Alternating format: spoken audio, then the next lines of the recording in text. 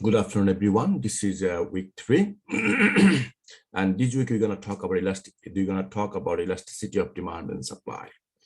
Okay. Just before I start the class, I would like to ask you: do you have any question to ask me from previous class or any other issues, quiz or assignment or anything? Any questions for me, guys? No. Not super. Thank you very much. All right, let's start then. Did any of you try to attempt the quiz one? Yeah, I have. Okay, good. All right. Now let's move on. So today our topic about elasticity, and we are going to cover price elasticity of demand and supply, and we'll talk about mainly different types of elasticity we'll be discussing today. Okay. So now the first topic we're going to discuss about what is price elasticity of demand and supply. Thank you, All right. So what is elasticity? Price elasticity of demand and supply. That's what we're going to learn first today. All right. So what is price elasticity? So price elasticity of demand and supply means that how the demand or supply will respond. Okay. How much they will be responsive to the changes in price.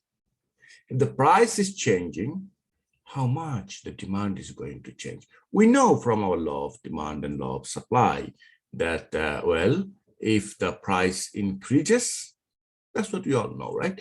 If the price increases according to law of demand, the quantity demanded will be decreasing. We all know this thing, but the question is, by how much? Is it too much, too less, same, what it is, how much it is? That's what we're going to learn in today. Okay, how responsive it will be to responding to the changes in price. Same way for supply, as we know that supply will be actually responsive to the price as well, but it will be responsive positively. For demand, it will be responsive negatively, but for supply, it will be responding positively.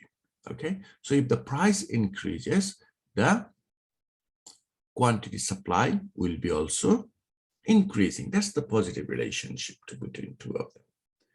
All right. Now, moving forward.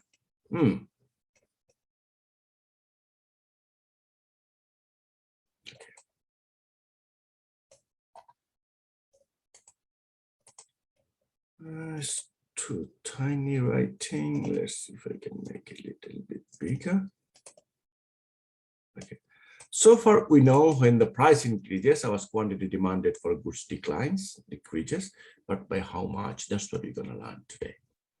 Okay, so you can see this. We have here two different things. The blue lines. Okay, this blue line D. This one is actually telling you about the demand, and this blue line here S1. Okay, this one is talking about supply. Okay. So demand and supply have been intersected at point A. That's our equilibrium point. Okay, that's the equilibrium point. And then what happens? Then you can see that. So look at this point. This line is very stiff. This line is very stiff. See, very stiff. And this line is very flat. You see D prime, this line, red one. This line is very flat. Okay, yes, I think I should take this one and copy it and take it to Microsoft Word and try to paste in there.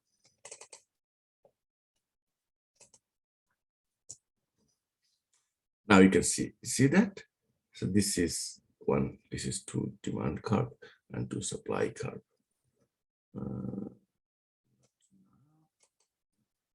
Okay, I'll talk about it now. All right, now let's talk about what is price elasticity of demand. The definition is price elasticity of demand measures the responsiveness of quantity demanded of a good to a change in the price level, assuming other influences remain constant. Okay, that's what this is. So other influences will be remain constant. All right. And the equation we use, the formula we use to calculate it is this one. Price elasticity of demand is equal to percentage change in quantity demanded divided by percentage change in price. Let me write it down in here, okay? Okay, here is the given here, but I'll talk a little bit more about it. Okay. Okay, let me take you in here. So the formula we're going to use here is this. We say PED is equal to, PED means price elasticity of demand. Why it looks like this? Microsoft Word has changed their interface. Anyway, we move on. I'm going to write down the equation. PED is equal to, and I'm going to say that this way. So say here, percentage change in quantity demanded divided by percentage change in price. Okay, so this is called price elasticity of demand. Sometimes it's also showed in this way. Sometimes we say E, then we say here D, ED. Okay, that's what sometimes they say, ED. PED or ED, like that, they show it this way. Okay, and we can say it another way. You can say it this way. You can say it like this as well. So I'm going to actually make it symbolize them, percentage. And we know that when you talk about change sign, this is called change sign, that's delta or change, del. Sometimes some people say del, delta change. Yeah. Percentage change in quantity demanded. Okay. QD divided by percentage change in price. I should say straight here, percentage change in P. Okay. Sometimes you'll see some people write down in there. That's okay. Percentage change in quantity demanded divided by percentage change in price. Okay, so this is our formula mainly. Okay, this one is called percentage change formula. Okay, PD percentage change formula. This one is percentage change formula.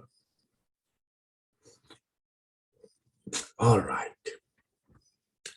Let's move on. Do we know how to calculate percentage change? Do we know this one? How to change percentage? Anybody? How to percentage change? Yes, please go ahead again. Yeah. Yeah. To take the new price minus the original. Perfect. And then divided by original to get the time 100%.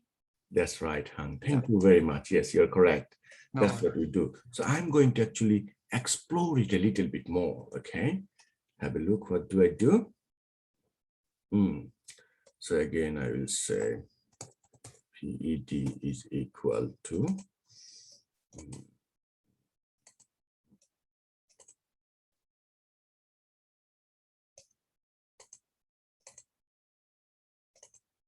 here again another one.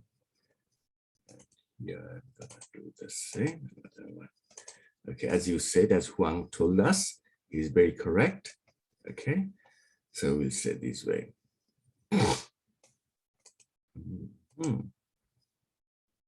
So upper one is quantity demanded, right? So we're gonna say quantity here. Q2, okay, minus Q1 divided by Q. Oh no, sorry. This one needs to go this way, divided by Q1. All right. Then here we're gonna say multiplied by 100. This is our percentage change in quantity demanded. Okay, so Q2 is our current price, latest, and Q1 is our previous, sorry, Q2 is our quantity demanded, current, and Q1 is our previous quantity demanded. All right. So let's apply the same thing in here. Okay, I'm going to actually copy the whole part and change Q2. Let me delete it. Go straight like this, and I'm not going to do Q here. I'm going to say this P. Okay, these are I'm calculating now. Percentage change. Oh no, percentage change in P. Okay, and here this is another P. This is our formula. All good, guys? If you want to more, if you guys want to do it like, if you guys want to go like, take it off this 100. Okay, you see that I cut it off. You see that, and take this 100 off as well. See that? I'm taking this 200 off. Okay, this 100 and this 100 will be cancelled out by each other. Oh no. Okay. Equal to, so now this part will be there. Okay. I'm gonna actually copy the whole part and put it in here. Okay. This one I will not do it from. I just showed you guys that I'm gonna cancel it out. That's why I just showed you, and I'm going to take it off.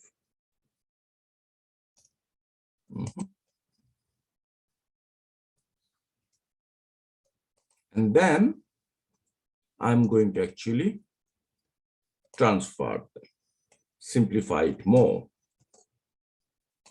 Okay, this, then I would say this way, multiplied by this part. Okay, but this part I'm gonna change. All right, this is I'm gonna flip over. Hope you guys know this one. Of course you know it. Okay.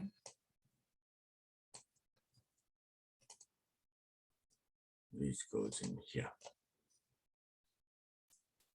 Okay. All right.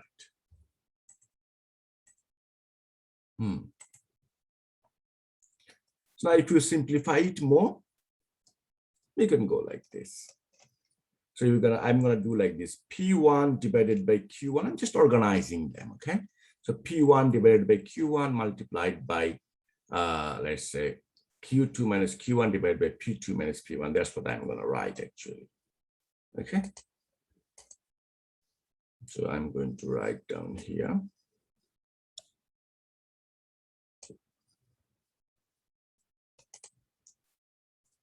P1 in bracket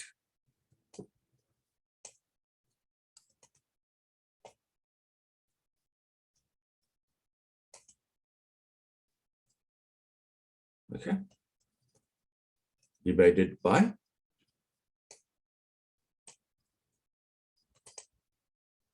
Q1, and in bracket I'm going to write down this one, P2 minus P1. Okay, this is our formula. All right, guys, do you agree with me? That's why I derived the formula here. Okay, so if they provide you two prices and two quantity and quantity demanded on that two prices, that's how you calculate what will be the percentage change in price elasticity of demand. There is another formula is there. Okay, another formula is there. That formula is called midpoint formula.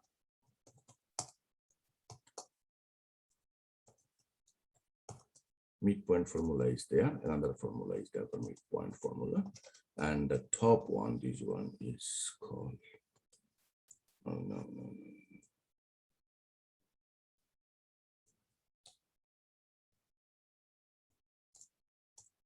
So this one is actually our percentage change. Okay. This one is midpoint formula.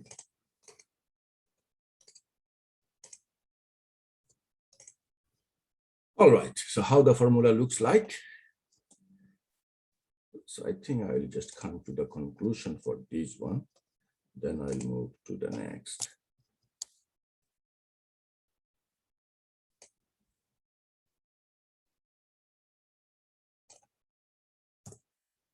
Okay, this is our PED formula, percentage change.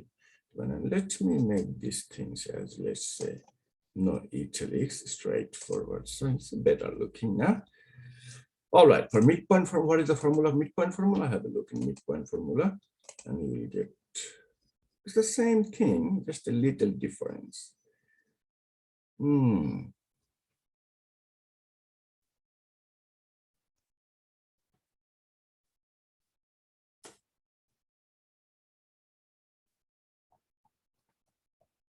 It's not in here. Okay, anyway, don't worry. I'm going to actually write it down by myself. Not to worry about it.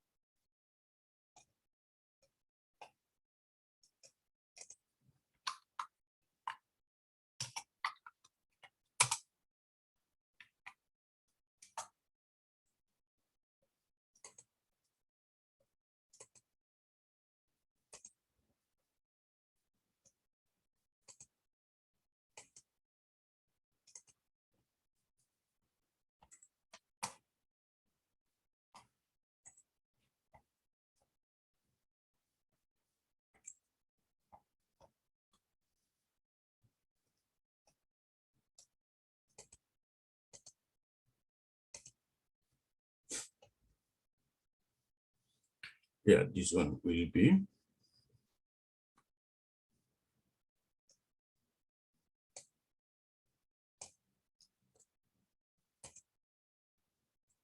Q2 minus Q1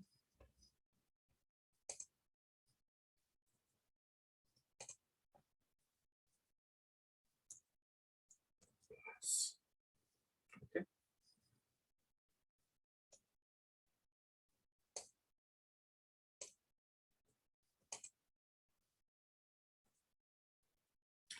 Sorry.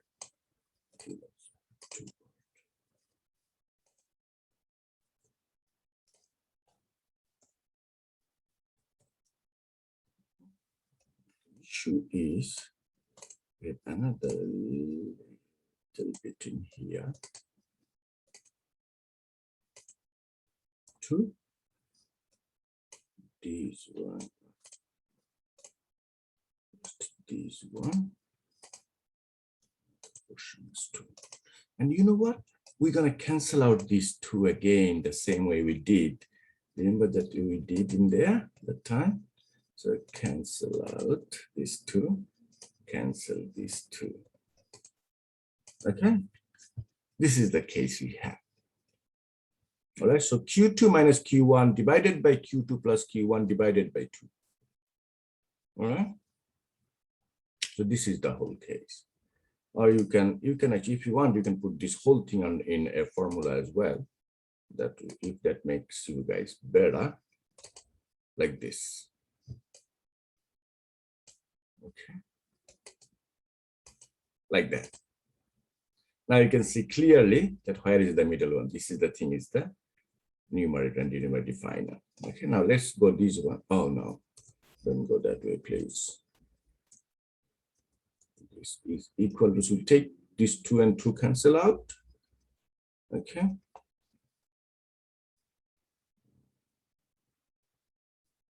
Okay, let me do something, don't get worried.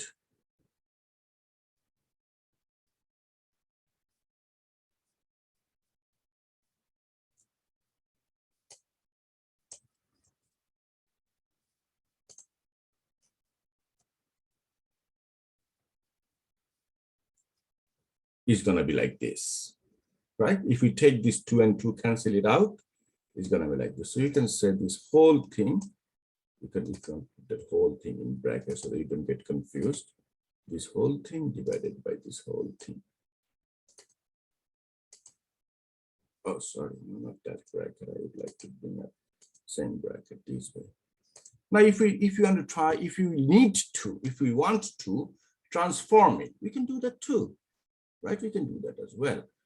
But yeah, if any of you like want to keep it this way, I don't mind. I'm fine with that. Okay.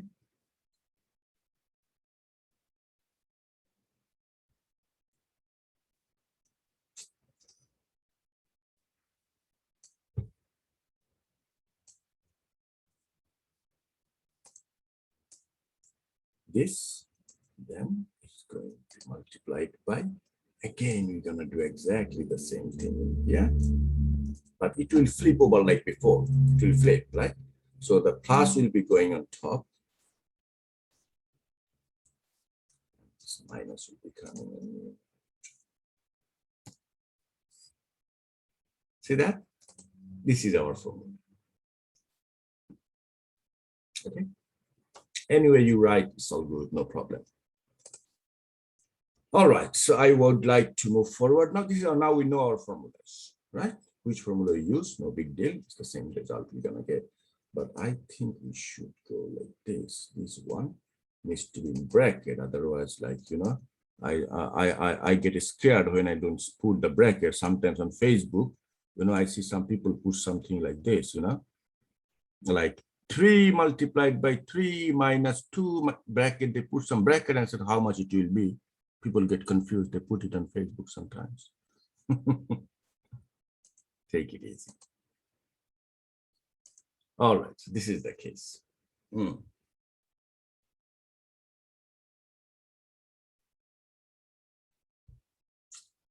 All right, so this is our formula actually.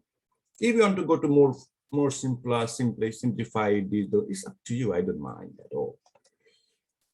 Now, the point is not here. The point is more forward. The issue is this way. Now, the result you get from here, what could be the result?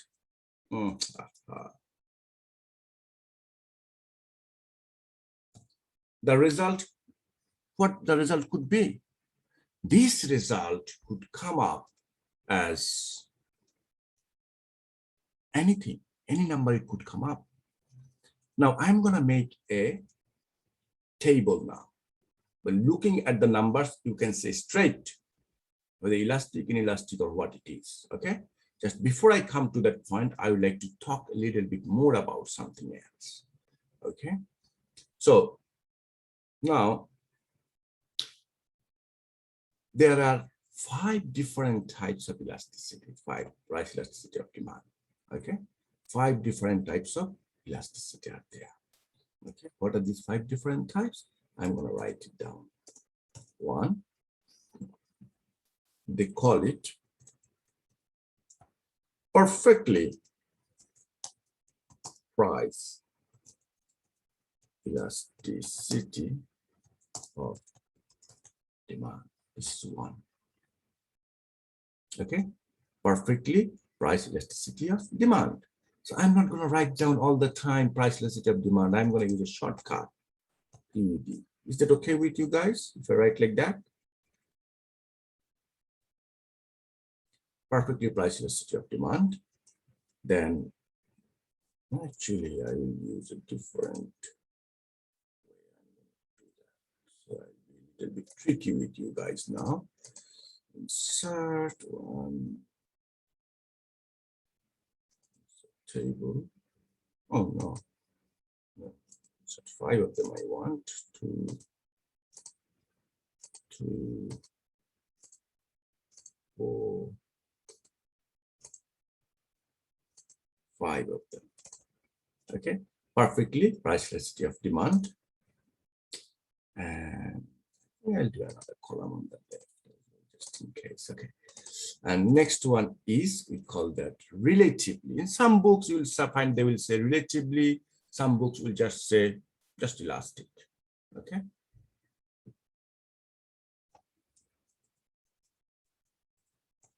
relatively price elasticity of demand. Then here another one is called unit price elasticity of demand. Next one is relatively, actually I should say here the price elasticity of demand, and here is say perfectly.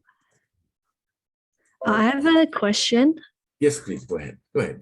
For the math formulas, do we need to know that for like our final exam and our quizzes? Yes. Okay. Relatively inelastic, and here perfectly inelastic. So we have 5 different types, right? Perfectly elastic, relatively elastic, unit elastic, relatively inelastic, perfectly inelastic. Oh my God, you see that? Okay, let's make it easier for you guys. Okay? I'll try my level best to make your life easier, okay? Trust me.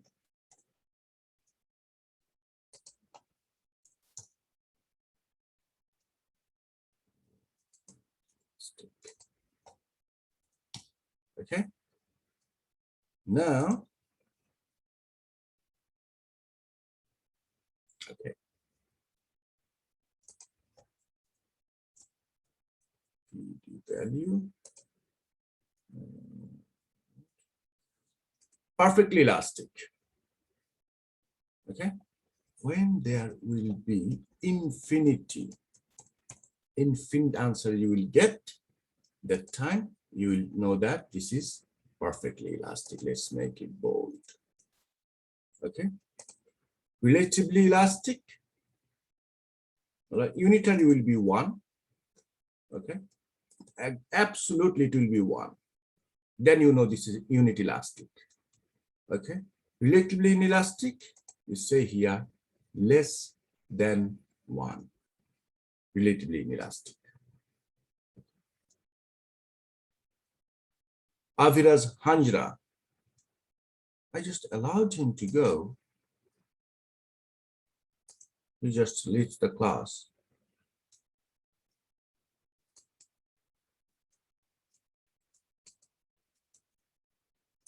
All right, unit elastic, relatively inelastic will be less than 1.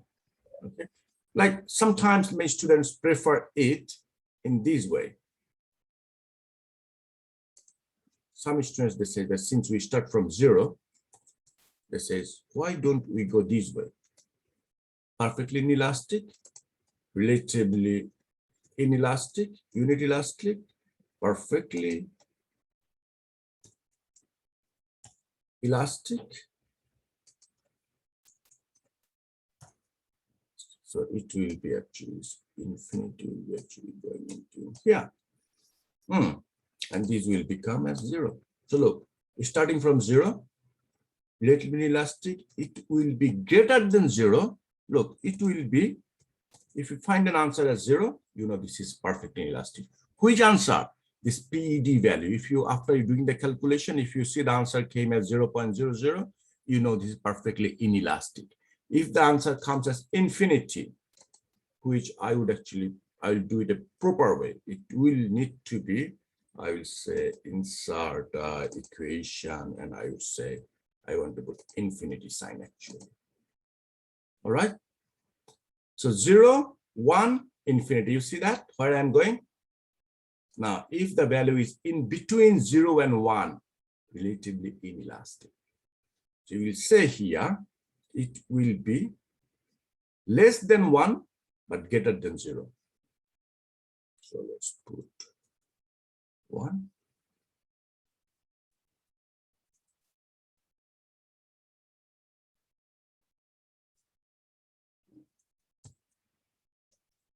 Less than 1, okay, but greater than 0.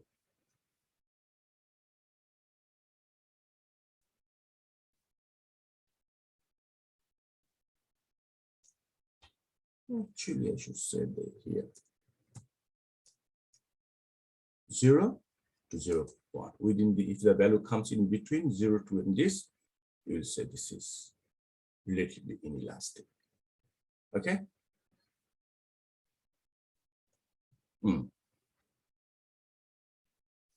All right.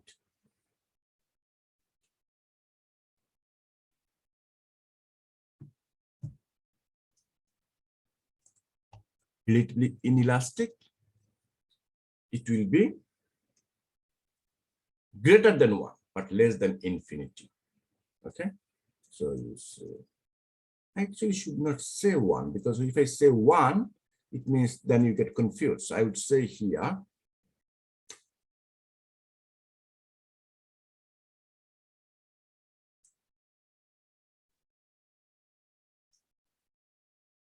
so PED is greater than 1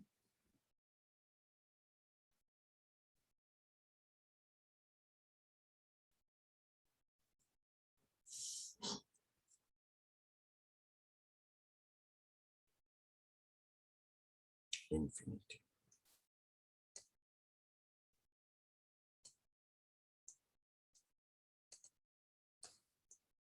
Less than infinity.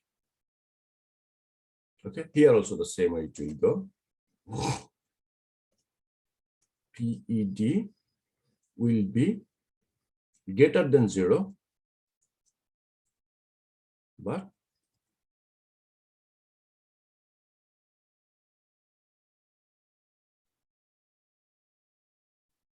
less than 1. Okay, that's it. Now, if the result comes this way, 1.29, elastic or inelastic, which one? 1.29. What do you say? Let's say your PED result using this formula, you got that result as PED equal to 1.29. Okay, it will be which one? Relatively elastic. Relatively elastic, perfect. And you know what, very interesting part? In most of the books, you will find they will say just elastic. You just call it elastic. Let me take it out. Elastic. In some books, you'll find this too. Relatively, they mention the word relative, sometimes they don't. So when you say 1.29, you'll say elastic. Right? Only when you say 0 or infinity, that time you bring the word perfectly. 1, unit elastic. So we know the word 1 is unit, right? So that is simple. Unit elastic is very easy to understand. Okay. So if it is more than 0, less than 1, I think some students might also find it complicated too if I want to do the science. I'm trying my best to make it as easy as possible. Okay. More than 0, less than 1. Okay. But clear now? Should not be any problem now. Okay. More than 0, but less than 1. Here,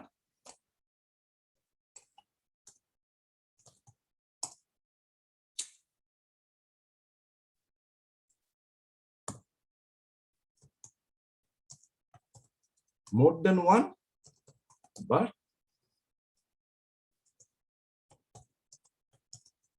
less than infinity.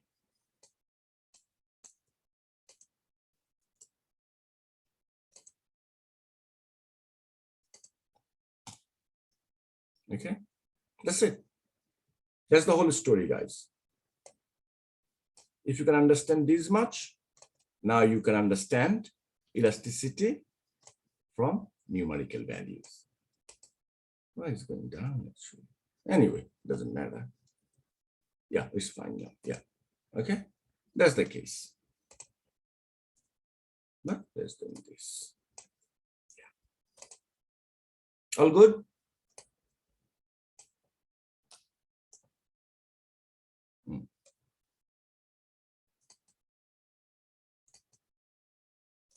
Should not be any issues, right?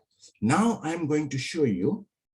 Okay, now before I go ahead with that, let me show you guys some work they have done here. Oh, they mentioned here, right? Greater or less than 1 distance. Don't worry about that. Yeah. For example, if the price of a daily newspaper increases from 1 to 1.2 and the daily sales falls from 500,000 to 250,000, the PED will be how much?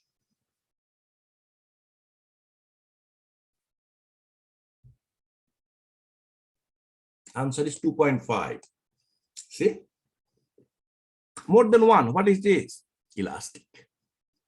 Okay. And another interesting part, all the time you will see price elasticity of demand will have a minus sign. Don't worry about minus sign. You can take the absolute value. Okay. Minus sign will be always there. Don't worry about minus sign. Okay. Another question you see, next one, the answer came up as 0.1. You see? 0.1. Less than 1. Right? Answer will be inelastic. See that? Now, ranges of response. So here they're talking the same thing that I told you, 0, greater than 1, these things they're trying to show. But I would better show you in this way. This is a timeline. Okay? Some people says like this, like they put 0, 1 between these two elastic units, they said like this. It's all right. Now I'm going to show you how about looking at the graph. Can we talk about looking at the graph?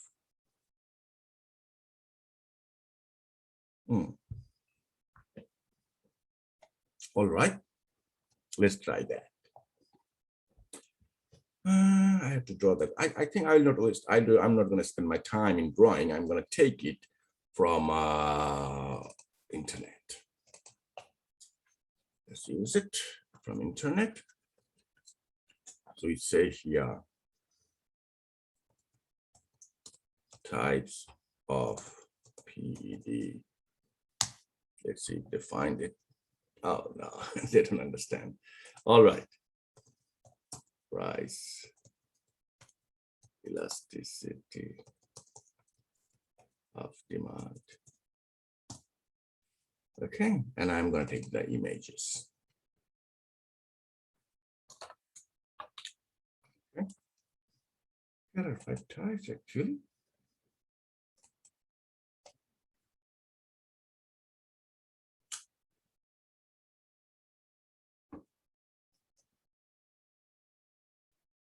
I'm going to copy that. Okay. Is it big enough?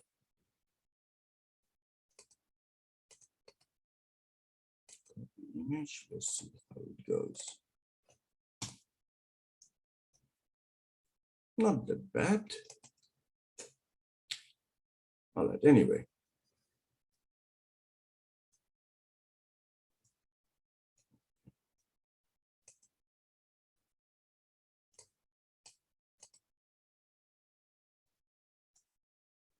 I don't need this because I already draw that in my case.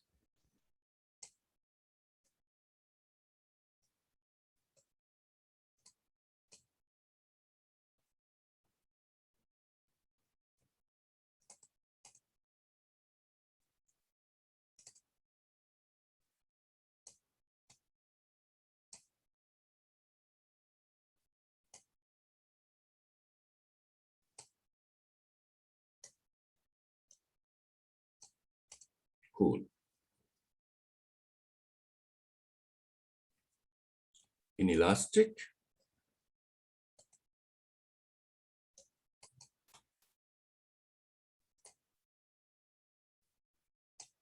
And snipping it.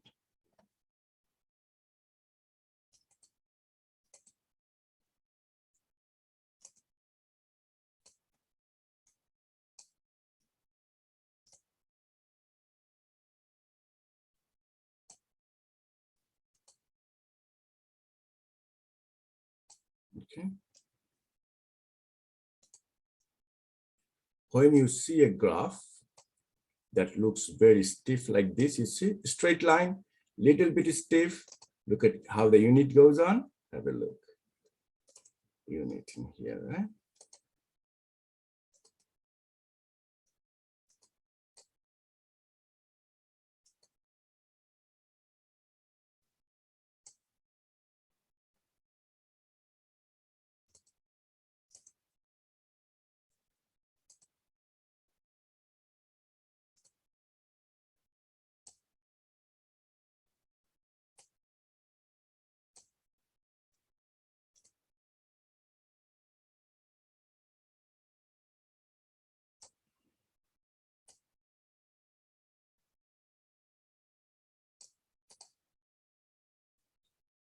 Okay.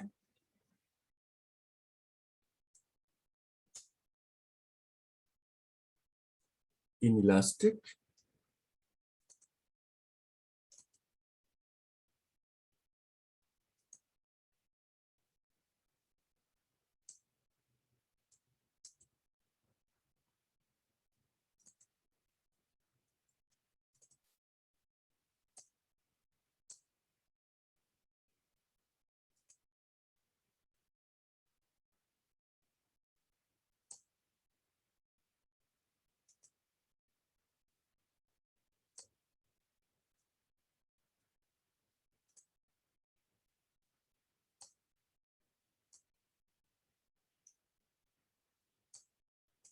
The last one. Oh, this is too wide.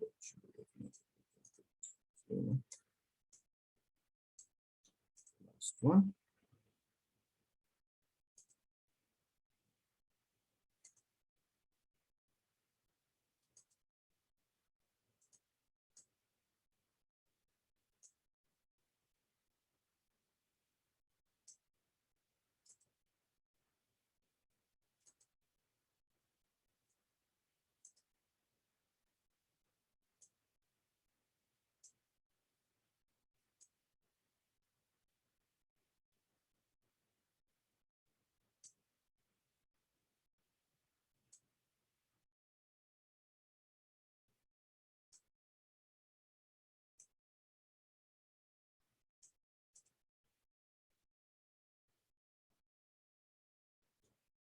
See now, guys, does it look better now a little bit? Yes. Let's put it this way. So from the graph, when you see it's like a straight line like this, you see, a vertical line is perfectly inelastic. What about the, look at here where the prices are? What about the prices? Quantity remains the same, unchanged. This is called perfectly inelastic. Okay. For inelastic, look at here. Why do we call it inelastic in here? Okay. Let me explain it a little bit more in here. Inelastic, you see that? I think I should delete this one. I don't need it now. Okay. Now, let me take it. Explain it this one a bit more. Let's understand better.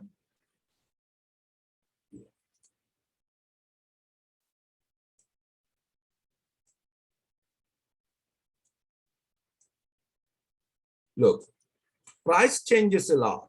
See, P1 and P2, this gap is too big. But look, demand D1 and D2 is not that big. So price changes more.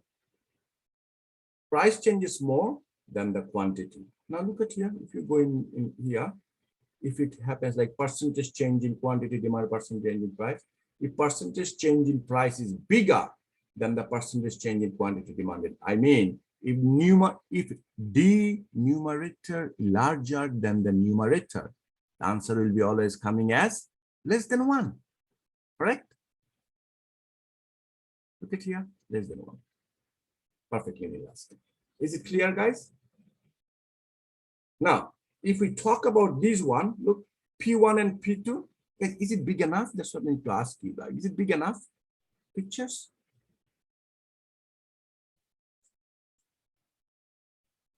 Is this pictures big enough for you guys to see?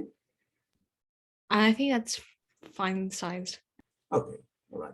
So P1, and you look at here, P1 and P2, the gap P1 and P2, and D1 and D2, these both of them will be same, equal. When we equal, then you see here, numerator and denominator, both of them are same. The answer will be 1. Look at here. The answer is 1. The PED value, answer is 1. It means unitary. In this case, look, price changes very little, but quantity demanded changes a lot. Okay. So in that case, you put it in this formula here.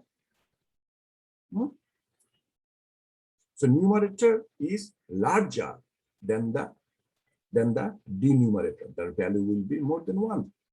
Yeah, more than 1. Yes. This is elastic.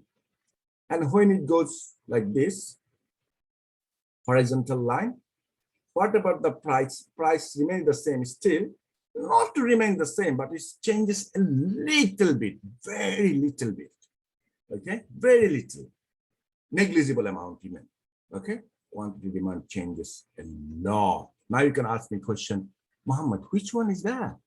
Okay, think about foreign exchange market, currency market, share market.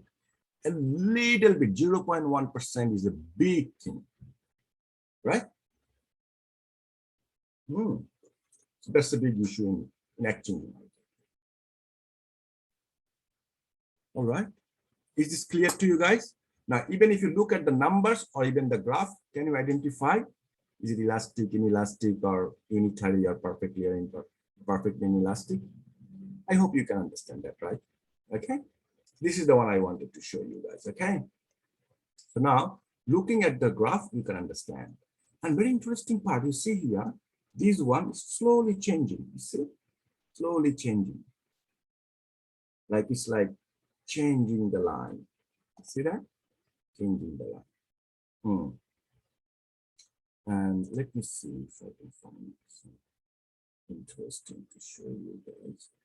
Here also, they also showed that very nicely. Here, 5 of them. Yeah.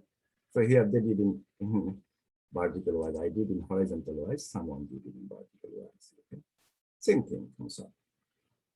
Okay, look, 0, 0 to 1. So this one I'm just worried. When it's a 0 to 1 in this graph, no, it's not very theoretically correct. All right. Okay.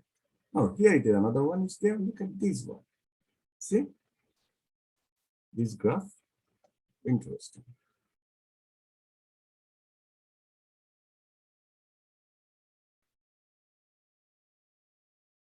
Yeah.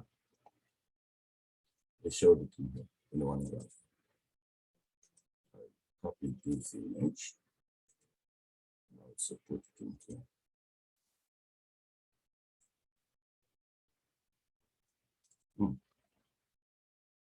Okay. In one diagram, you can see everything. Okay. Now look at here. See the line from here is changing. This one, middle one, equal to 1. Here is equal to less than 1. Here is equal to greater than 1. Here is equal to infinity. Here is equal to 0. Any question for me, guys? Any questions for me? No. No, good then. Nice. Delete distance. This is your first total price elasticity of demand described in the theory in numbers and graphically, numerical and graphically both. All right, let's move on to our slides now. So that's what they're going to try to say it in here. Yeah. Now, what determines of a price elasticity of demand? So there are some factors that will determine the price elasticity of demand. Like let's say number of closeness to substitute of goods. The closer the substitute for a good or service, the more elastic is the demand for this item. If an item has more closer substitute and very available at the time, it is actually more elastic. Any item that has close substitutes, they will be actually more elastic. Proportion of income spent on the goods. Other things remaining the same. The greater the proportion of income spent on the goods, the more elastic is the demand for this item. If we spend a lot of money on an item, that item will be more elastic item.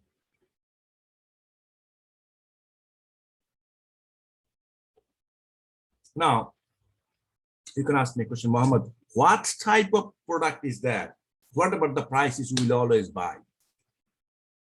Yeah, that's a good question. What about the prices? For example, let's say if I go in this position, price gone up very much, right? Price gone too high. It's still people demanding the same. What type of item that could be? Can anyone give me an example? You guys like to give it a try? You don't have to be correct. You can just give it a try. Of course, I'll be giving the answer. Anybody want to try? Someone texting me. Oil. All right. Facebook, Messenger, Instagram, and all those apps are making us much more into texting. That's okay. All right. Oil. I want more. I want something much more crucial than oil. Anybody wants to add anything else? How about medication? COVID vaccine, whatever the prices people will buy, right? How about salt? How about salt? Even the salt is free, will you buy it more? Let's the price was P1 and it went down to 0. Will you buy more or use more salt in your food? No, you will not. You will use as much as is needed. Even the price go high, you will still buy it. There are some items like this. Okay, and I already gave you example about this one, the horizontal one. If the price changes a little bit, okay, it will have a big impact on the quantity demand. Which one example is? I told you exchange market currencies. Okay, share market too. Bond market, share market, exchange market, they are that type of examples of there. All right, going back. Time period, very nice. Time period is very nice factor. Why I say this very nice factor? Look, over time, everything is elastic. Over time, long time, it will take a long time, but things will be elastic. Okay, and how do I explain it? Let's put it this way. Let's put it this way, that let's say you are habitual, staple food is rice, or let's say pasta or bread. Okay, so what happened is this, that price for pasta has gone up, or price for rice has gone up. Rice nowadays, the price is, for example, let's say I use rice, but not all the time, not as much as I used to eat before. I used to consume it much, not now anymore, not that much. But the point is this, that let's say government says that now 1 kilo of rice is $20. How you guys gonna feel? It just increased from $2 to, let's say, not 20, let's say make it more. $2 to, let's say, $30 a kilo. What are you gonna do? What are you gonna do? Anybody? Charlie? Mohammed, Yes. I will buy something different. Good on you. Yeah. But like noodle or pasta, but it depends.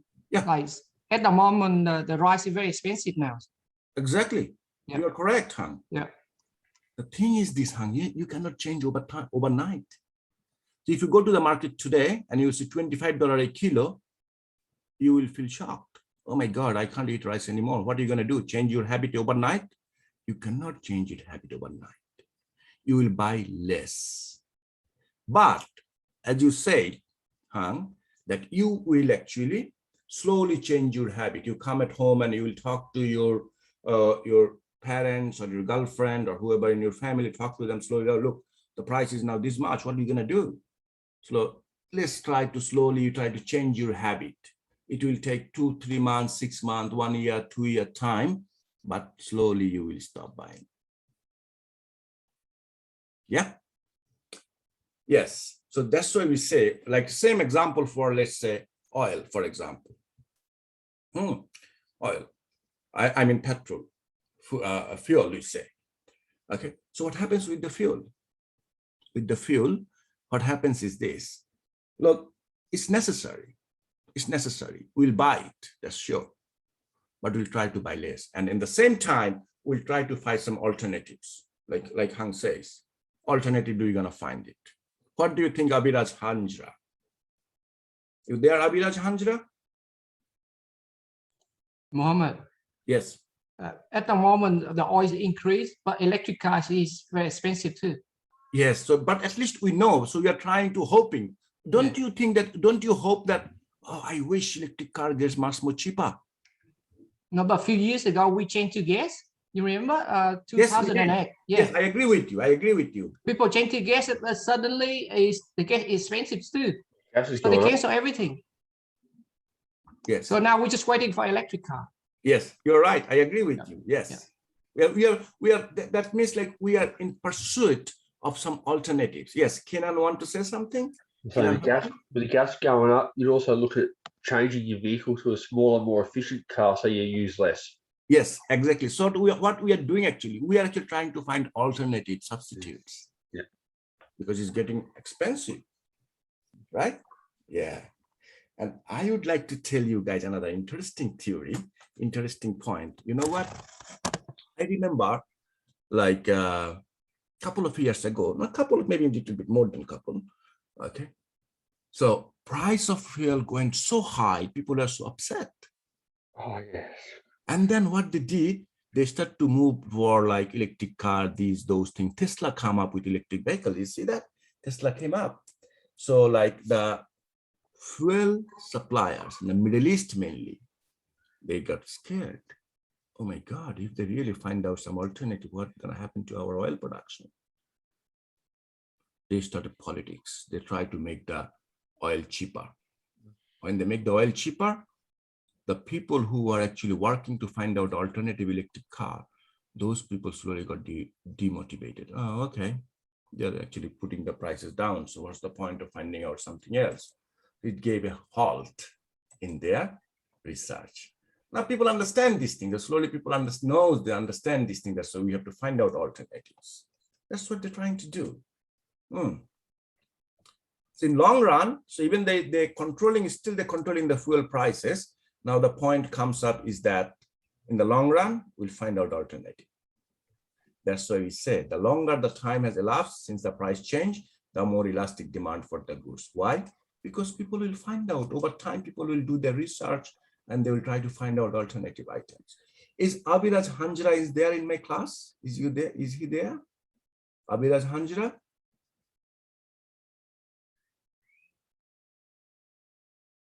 Abiraj, you there?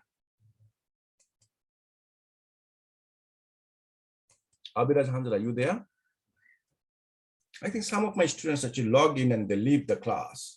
That's the thing I don't appreciate, to be honest. All right, I think I'll check on him after some time and I'll determine whether he just logged in and gone out of the class or not. All right. Okay, so here is the sum of the price elasticity of demand. You can see that. I'll make it a little bit bigger so you guys can see that better. Food, you see, look, most of the items, so don't worry about the minus sign, but look at them. Food, inelastic, 0.26, inelastic.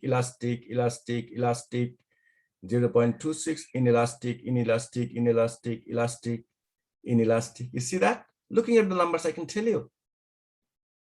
Make sense? Looking at the numbers, I can tell you. You can tell it too. Yeah? So now here, we're going to talk now about price, expenditure, and revenue. What about the revenue? Now we're going to talk about this one. Okay.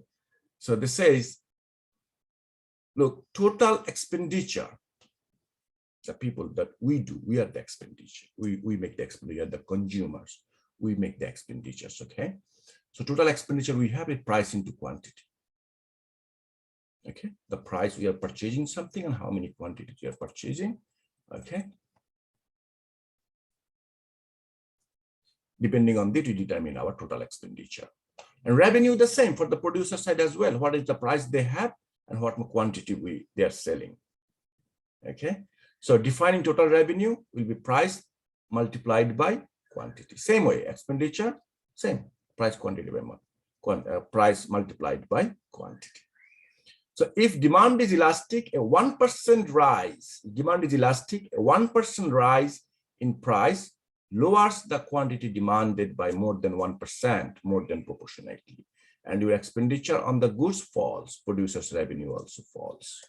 So if an item is elastic, always remember this.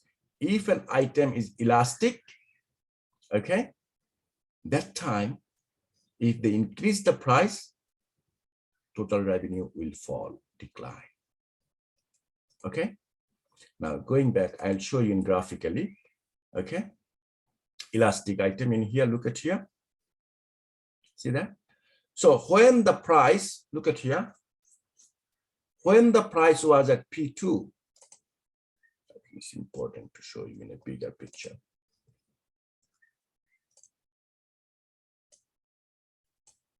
Look, when the price was at P2, you see that? What will be the revenue? Can anybody tell me? Hi, Mohammed. Yes. P2 times D2. P2 times D2, exactly. So this will be, I'll show you here, annotate, let me annotate it. Annotation drawings. I'll say this one, I'll take, look, this was your total revenue, this blue rectangle, right? This is your revenue. But when you increase the price from P2 to P1, look, quantity demanded actually gone down, D1. This time, your revenue is this much, see? When you increase the price of elastic item, you see the graph line, elastic item, when you increase the price, revenue shrink. Make sense, guys? Does it make sense? Yes. Yeah. Yes. Perfect. Thank you so much. Do a thumbs up. Thank you so much.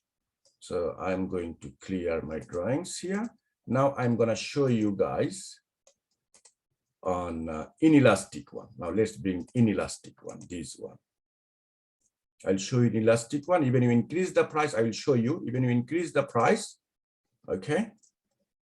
Even if you increase the price, it's not going to have much impact on your revenue. So revenue will increase. Look at here, when the price was in here, let me take the annotation again.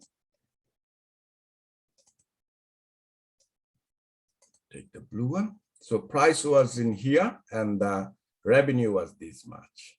See that? This is our revenue when the price. Now what they did, this is, I know this is item in inelastic item because I can see the line is very steep line, right? So at that time, you can see it becomes like this. See, this is a bigger area of the rectangle. See, if the item is inelastic item, even if you increase the price, your revenue will increase. Make sense? Yeah. All right. Hope I made my point clear.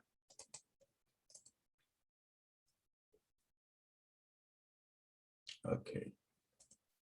So that's what they try to establish in here. If the demand is elastic, a 1% rise, that's what this says, produces revenue also falls.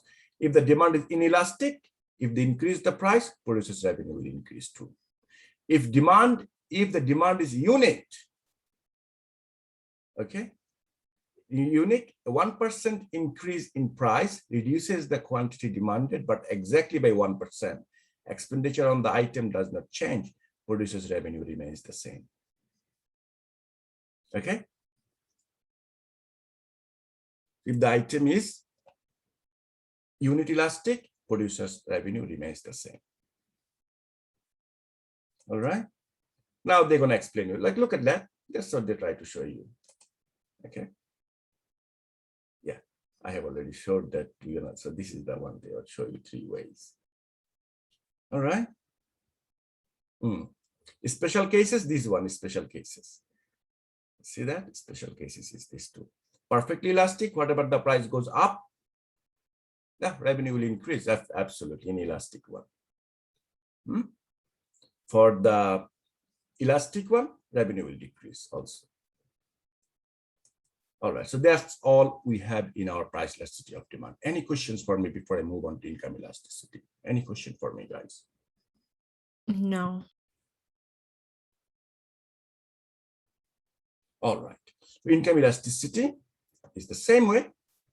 Percentage change in quantity demanded divided by percentage change in income. Okay. So it does not have 5 types. It doesn't have any other type, only one, income elasticity.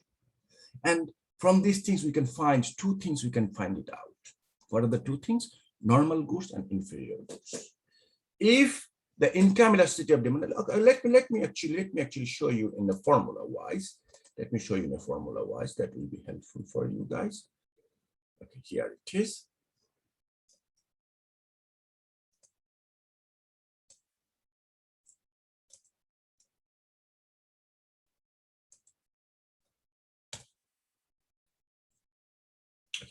It will not be price, it will be just income.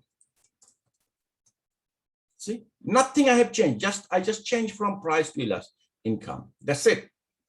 And P will be just I or Y. In some books I, some books Y. It's all right. So P2 will become I2 and P1 will become I1. Okay.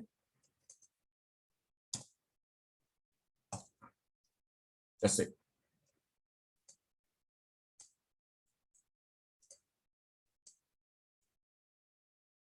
Okay.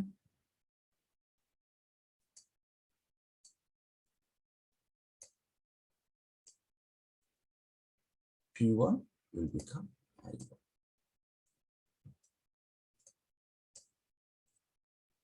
Done.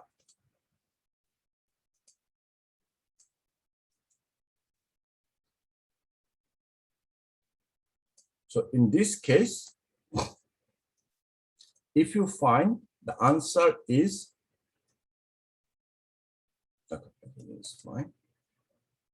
So P1 becomes I1 and that's the answer you get. Okay, not D. No, it should be price income elasticity of demand. So it should be I. Okay.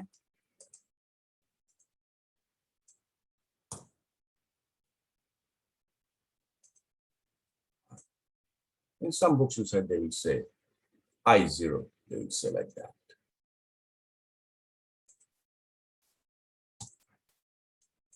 Exactly the same formula. No changes. So now, normal goods. If the income elasticity of demand for goods is positive answer, it's normal goods. Negative answer, inferior goods. Okay. You see, IE. That's what some books do, right? IE, income elasticity. What is normal goods? Normal goods are those items when your income increases. Okay. When income increases, what do? The purchase also increases, demand for the goods also increases. Those goods are known as normal goods. Okay, those goods are known as normal goods. If your income increases but you do not buy those items much, those items will be known as inferior goods. Examples, for example, let's say this way.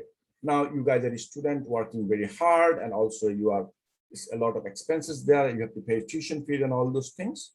Okay, so what you are doing now, you are not going for fine dine restaurant, you are just going to food court.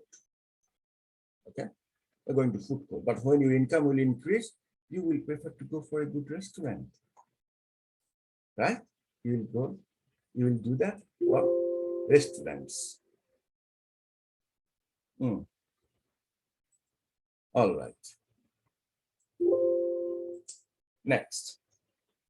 And $2 noodles as well, another one. When your income increases, you will not enjoy take $2 noodles.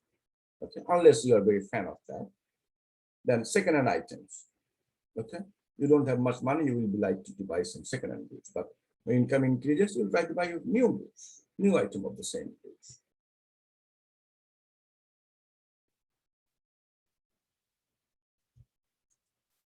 All right. Now the cost elasticity of demand. percentage change of quantity of good A divided by percentage change of quantity good B. Okay. Again, the same way comes up. The cross elasticity of demand tells you can be positive and negative again. Okay. If it is positive, substitute, negative, complement. What is these things? Let me explain you a little bit. What is complementary or substitute? Complementary goods goes along.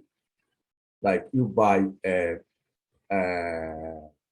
Xbox, a PlayStation, you get like PlayStation. Okay, let me give you an example of PlayStations. PS5.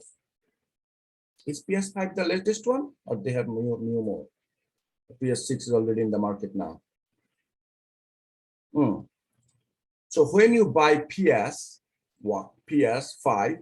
you will buy some game CD too.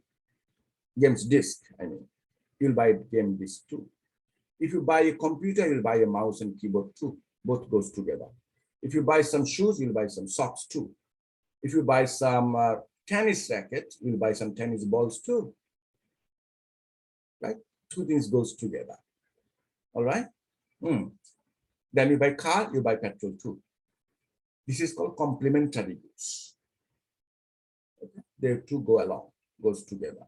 Substitute goods means alternative goods. Tea, coffee. Butter, margarine.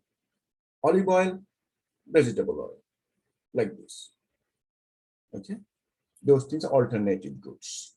All right. Any questions, guys? No. No, good. Thank you very much. Now, price elasticity of supply now. Exactly the same way. Now we're going to do these things. Demand, it will just become supply. Nothing else, just become supply. Okay? Now, in this case, percentage change in quantity demanded, it will become percentage change in quantity supplied. So Q2 will become S2, S1. Do you want me to change these things, or you guys understand? Do you want me to change it, or you guys understand what I'm saying?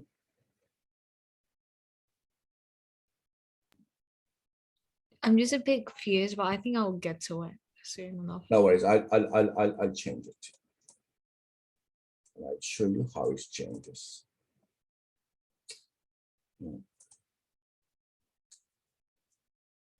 Price elasticity of supply.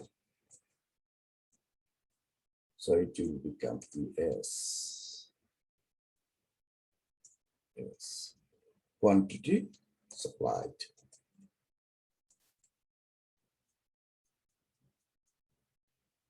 Okay, it will become not QT, it will become QS. Okay, price remains the same.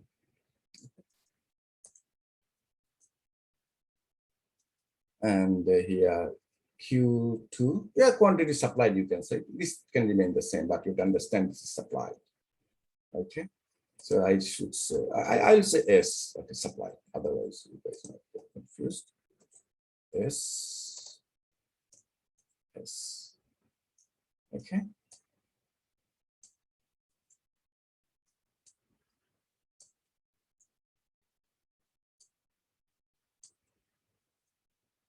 All right.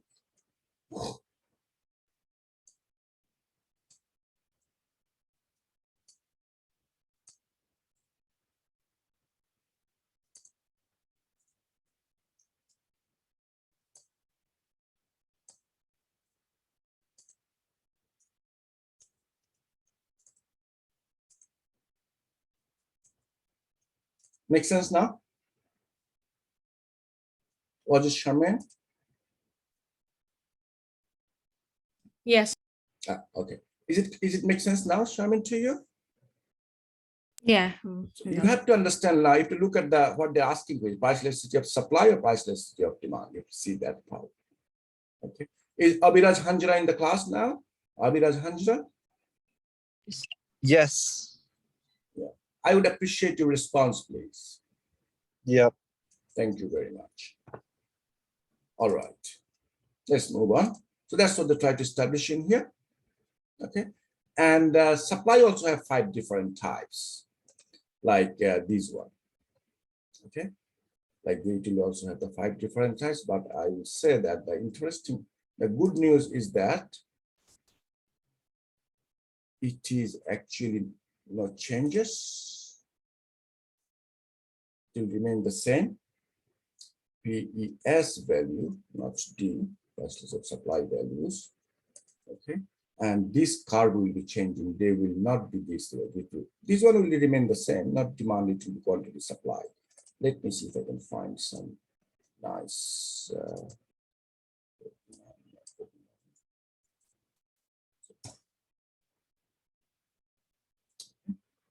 So all those 5 items will be, where is that? They have the same thing like that.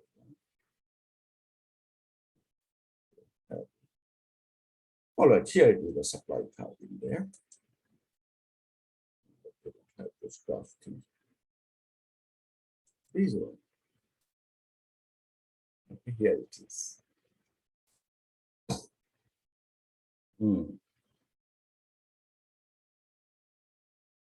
This is demand. I see the supply part. Oh.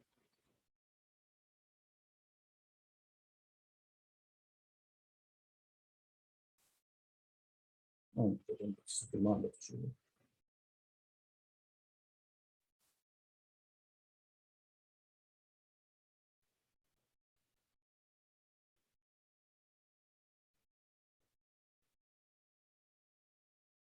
Or demand actually. Supply. Anyway, so the graph will just change. How they gonna change?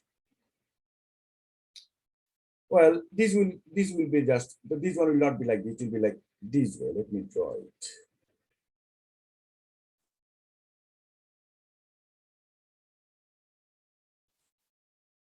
It will be actually stiff, like this is stiff. It will be like this.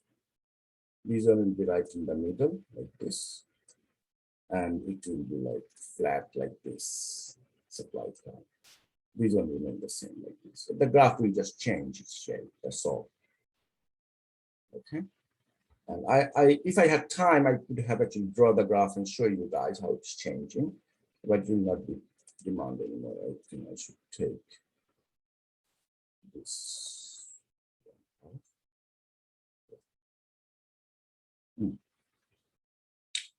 All right.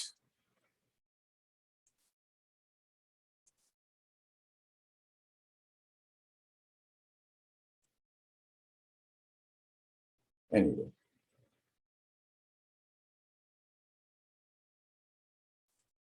Actually, I can take it from there.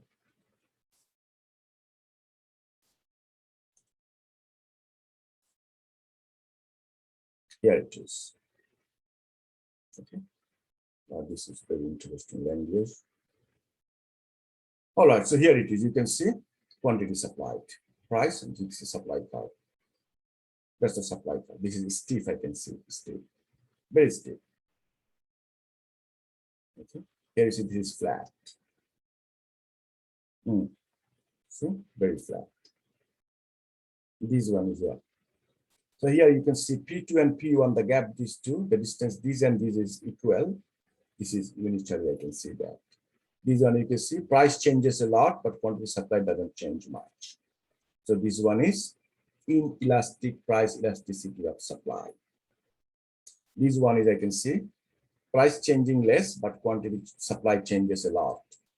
Okay, so this one is actually price elasticity, elastic price elasticity of supply. And this one, perfectly elastic price elasticity of supply. All right. Any questions for me, guys?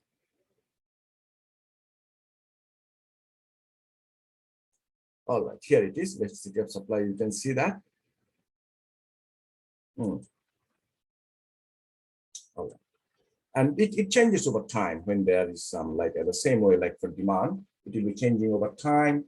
And there is like, let's say some people are not interested to supply. That time when you increase the price, they will supply more. That's the law of supply. Okay, benefit, cost, and price. When consumer buys a product, what does he or she derive from the product? The value. That's what they see. Okay. When you are so thirsty, one bottle of mineral water is, let's say, $10. You will buy it because you are thirsty. When you have the first bottle of first glass of water, second glass you are not going to buy for $10. Second glass is, oh, you already had some. Now there is no point of buying a $1 glass, $1 water with $10. No need. But if someone offers you the same glass of water, let's say this time they say, not $1, but not $10 either, I'm going to give you at $3. You say, okay, I can try one more glass. Third glass, you will say, oh, price needs to more reduce because you don't have much, the glass of water don't have much value because you're already satisfied with your thirst. Right? Yes. Now, interesting thing we're going to talk now is consumer surplus and producer surplus. We'll talk now. What is a consumer surplus? A consumer surplus is this, what you are expecting, your willingness to pay. The willingness to pay and the actual price. For example, let's say Charmaine wants to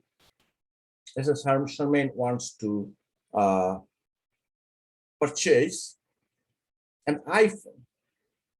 How much you want to pay for an iPhone, Charmaine? Around 1K. $1,000, for example. She is willing to pay $1,000 for an iPhone. How much you want to pay for Hang for one iPhone? Hello, Mohammed. Should be 1,400 now. All right, you are ready to pay. You are ready to pay $1,400. No, Yeah, you don't. I don't care about the market price. I'm just asking how much you are willing to pay. Oh, I mean, $1,000 would be perfect, but you know, you can't give No, that no, price no. anymore. No, don't worry about them. I'm just. Okay. I want to know your side only. Okay, my view should be $1,000. $1,000. Perfect. Yeah.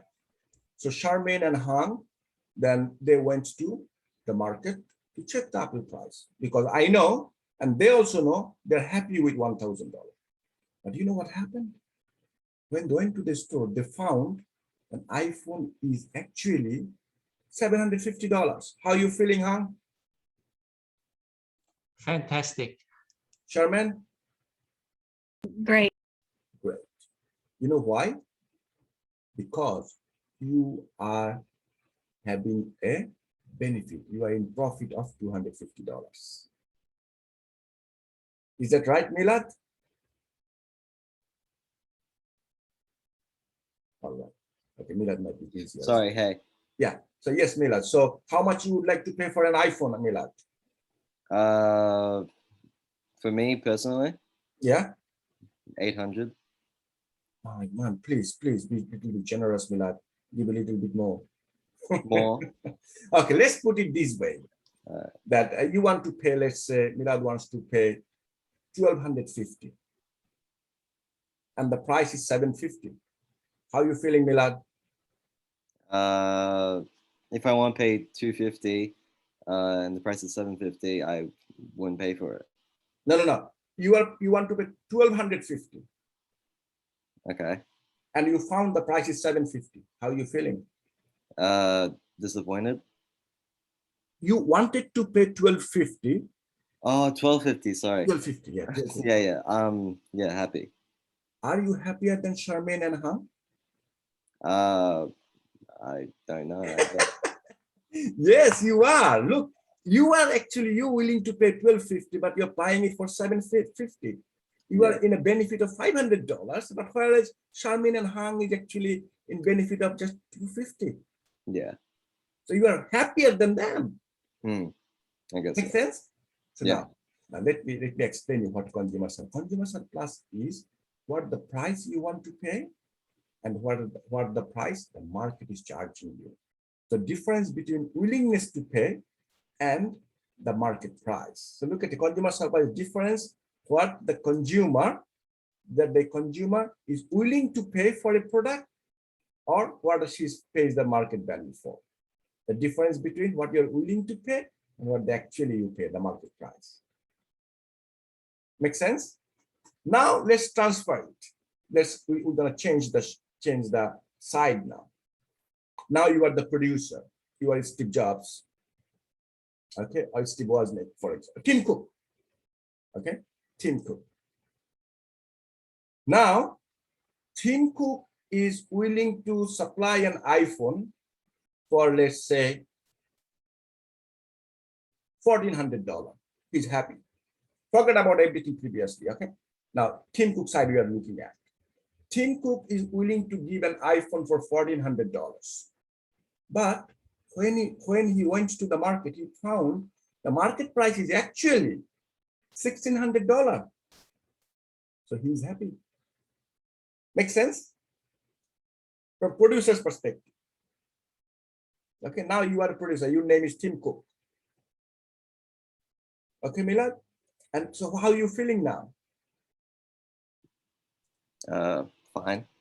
Great, because you can sell at a better price. Yeah. Yeah, how are you feeling, Nancy Nguyen and Charlie?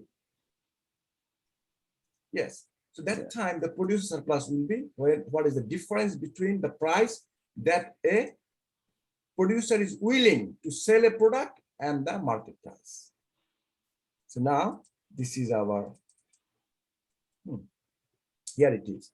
So always remember, this is the line in here. This line is, look at here, this supply curve, the red line, and green line is your demand curve, right?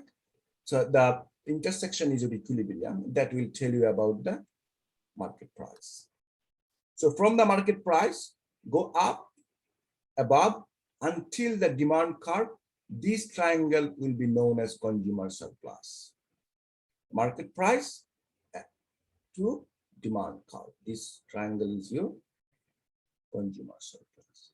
Producer surplus is price line below the price line until the supply curve. This triangle will be known as producer surplus. Okay, and you combine these two will be known as total surplus. Okay. All right. Now look, these things you guys look by listening to me in one class for one day is not enough. You need to practice it more. Okay, we'll practice it more. All right. Now, price control. Okay, price control. What is price control in this case? Look, it happens sometimes. I think I will not go through this price control today. No, too much information. Okay. But I'll talk a little bit about it, not much, but a little bit. Okay, let's put it this way.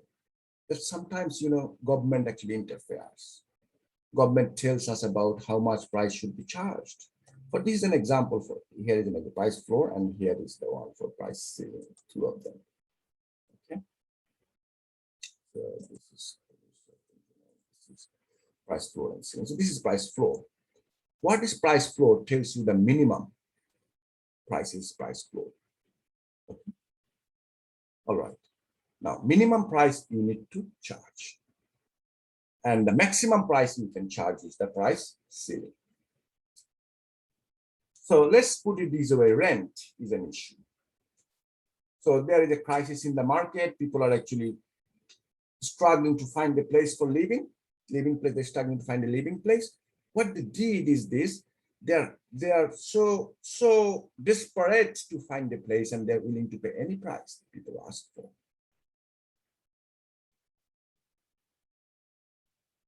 Any price the landlord, house owner is asking for, you're ready to pay.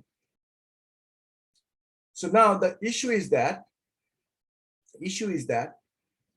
that time a lot of people will not find places to live because the place will go to the person who bid the highest price. That's the problem. That's the problem. Government needs to interfere. Government will say you cannot charge more than a specific amount. They will tell them this amount you can charge maximum. That is known as price ceiling. And price floor is like how much. The government will interfere again in that price ceiling is, let's say, for example, in labor market, for example. Employer, they don't want to pay as much money. I hope nobody in my class is employer. I'm going to criticize them actually a little bit. So I hope nobody in my class is actually employer here. So employer don't want to pay us money. What he's doing, if possible, he will say, work for free. or a slice of pizza. Okay, but when you will be really in need of something, in need of the job, you will say, okay, I'll do that. I don't know if you guys remember, any of you, in 2009, when the whole world was going through financial crisis that time. Okay, that time I was 2009. I just finished my master's that time from Western Sydney University. Same. I was a student in this university. I did my master's in here. I did my research studies in here. I did my PhD from here, Western Sydney as well. Okay.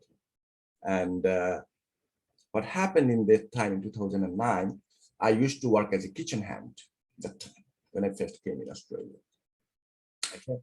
And I remember when I was working, some people, that time we were very crisis. It was very financial crisis. Did not have job. There is no money. So hard life that time. So what happened is this. Couple of guys came to my cafe. I used to work as a coffee shop as a kitchen hand. Okay. So he came in and he said, I'm going to work less than what you're paying to your current kitchen hand.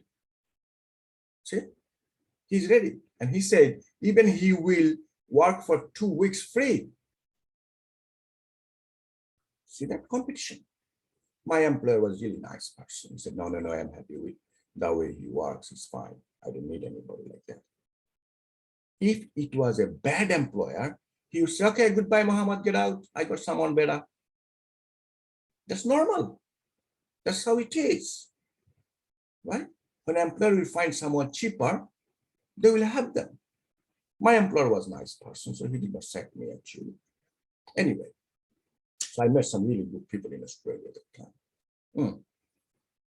And that is the case. So if next day, so let's say I'm out, they kick me out, they got the new kitchen hand, he works for less money. That time my salary was $12 an hour. Very cheap price that time. Now it's going to increase. So a guy come up and say, I'm going to work for $8 an hour. Nobody can stop. Right? If it goes the competition like this at one stage, it will come up, people is working for $1, $2 an hour. Yes, people are trapped. People are not finding any way. They are actually being hostage by the employer. This is not good for the government. Government sees the citizens are not being well treated. Government step up. Government introduce a minimum wages. No, you cannot treat my citizen like this. You have to pay my citizen a minimum of, let's say, $12. Okay, minimum of $12, for example. So when the employer will see, oh, see, the market price is, let's say here, $800, it's market price. But government says, no, you have to pay my citizen minimum $900 a week or a fortnight, for example. A week is too much, $900 minimum. Let's say $900 a fortnight you have to pay minimum. What the employer gonna do? Employer gonna actually, that time they reduce the staff because the expense is going high. Market price is 800. That was very good position, equilibrium position. Okay, and then all of a sudden, what they did? They just increased the price. Okay, just increase the price. So what's going to happen? There will be a shortage in demand, or you can say unemployment will be created. Okay. All right, I want to talk more about it. I will continue this one in next class too. It's price floor and price ceiling. It is very interesting things. And you see there is a new circle. It's a purple color in here. This triangle comes up. This one is known as deadweight loss. I'm just, look, you don't have to understand right now because I'm going to repeat this, but I want to talk about this point a little bit so that you get familiar with these things. This is called deadweight loss. This portion. Deadweight loss means that inefficiency in the economy. Okay, deadweight inefficiency in the economy. So the market price is in here. So $900 is the government set up the price. So this is the price the employer needs to pay. Now the consumer surplus is this red one. You see the red color in here? I think pink color, dark pink color, this one. Okay, this is consumer surplus is this much. Look, price and till the demand curve. So this much is here. Make sense? Producer surplus will be this green and yellow both, light green and this yellow both. This much will be your producer surplus. And this purple color will become deadweight loss. Okay?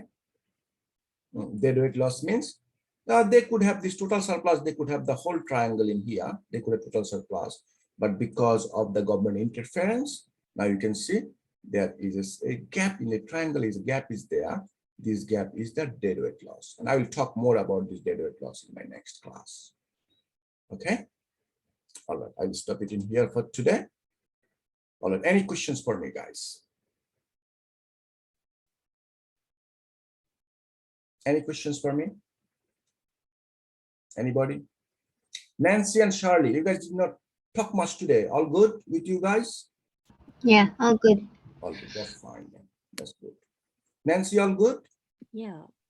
Cool, cool, cool. All right, let me do our attendance and I'll leave it here for today. Can I repeat the last part again? It's not enough. I have to give you more.